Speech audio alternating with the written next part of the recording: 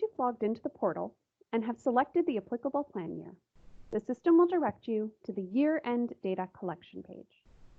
Here, you will see that there are 3 modules you will need to complete. It is preferred that you complete these modules in a linear manner.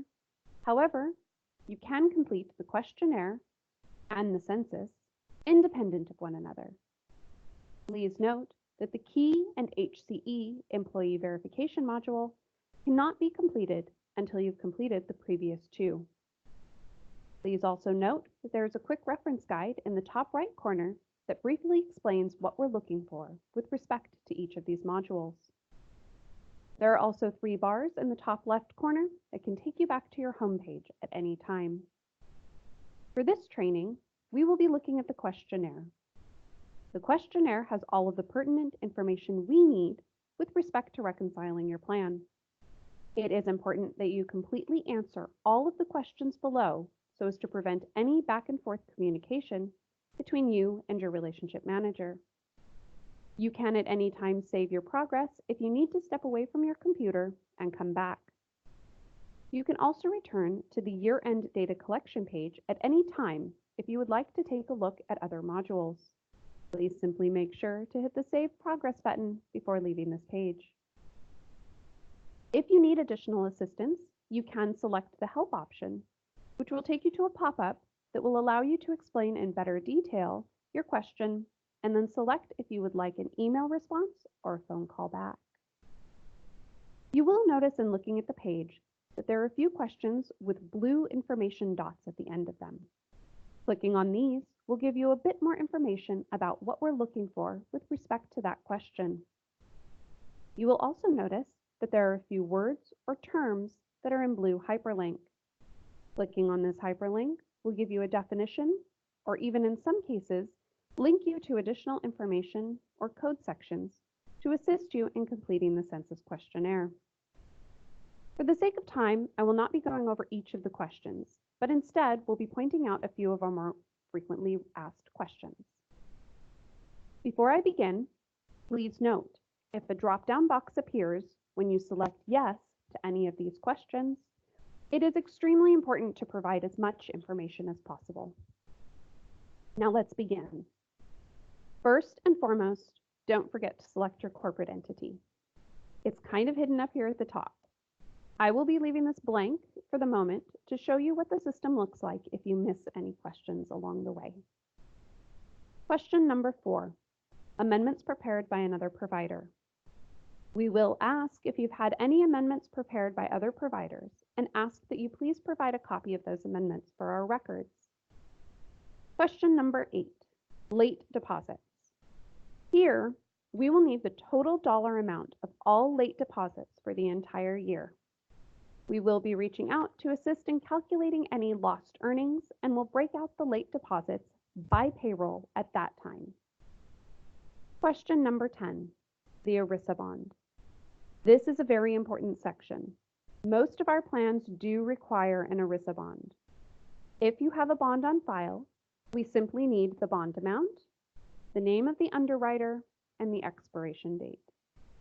If you are uncertain as to what an ERISA bond is, and if you need it, you can select the blue information dot, and this will take you to a site where you can get additional information regarding ERISA bonds. If you do not currently have an ERISA bond, please select this box. The blue hyperlink in the paragraph will take you to our preferred ERISA bond provider. Question number 11, profit sharing contributions. If you select yes, that your company intends to make a profit sharing contribution for the year, we have a few options that will drop down below. You can ask us to calculate the maximum contribution allowed for the year, and in this case, if there are certain participants that you would like us to look at specifically, you can select them from the drop-down box and add them for further review. The next button is to please calculate profit sharing based on last year's allocation. This means that you would like us to run numbers similar to what you did last year. If you have a certain dollar amount or percentage that you would like given to each employee, you will select the next option and let us know the dollar amount or percent that you would like us to use. If you have some other calculation that you would like us to use, you're going to select the final option, Other, and give us a description of what you're looking for. Question number 12, matching. If you select yes, there are going to be drop-down boxes that appear like in the profit sharing. Option 1 states that matching contributions have already been made to the plan, but were after the plan year ended. Option number 2 states that you would like us to calculate additional matching contributions, and then here you will put in the percent and the dollar amount that you would like us to use. Question number 13. Does your company use a service payroll provider? If you select yes, we have a drop-down box with some of our more frequently used payroll providers. If you don't see your payroll provider on this list, you can type who you are using below by selecting Other. Question number 14, payroll frequencies. In many cases, your payroll frequency will be uniform. However, in some cases, you may have hourly and salaried employees on different payrolls. If this is the case, you can add those payroll frequencies to the questionnaire. For this explanation, we're going to show you that we have biweekly employees and that their payroll is coming up on 12/31/2019. And then we're going to put in here that they are hourly employees.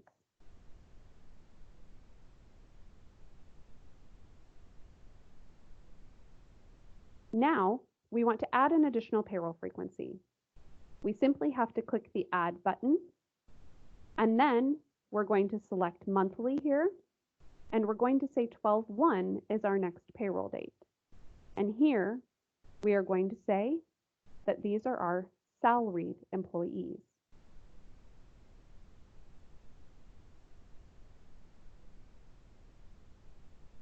Now, let's say we added a row that we didn't mean to. We added a third row, and we say, oops, we didn't mean to do that. You simply need to select the trash can, and that will delete this row. The last section that I would like to point out is the people who are required to sign the 5500. You want to make sure to put the name of the 5500 signer here. We're going to go ahead and say that the signer is myself, and we're going to put in my email address.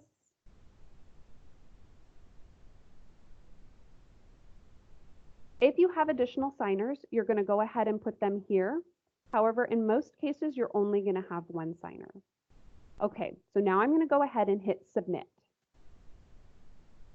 The system is going to error out as I have not provided all of the information. So we're going to see here that this is a required field. It does come up in red, and any of the fields you've missed will come up in red, showing that you have an error. In this case, I'm going to go ahead and say that we are a corporation. And then I'm going to scan to the bottom, and I'm going to hit Submit. Now the system is going to ask me, are you sure you want to submit this questionnaire? After you hit Submit, you cannot make any changes.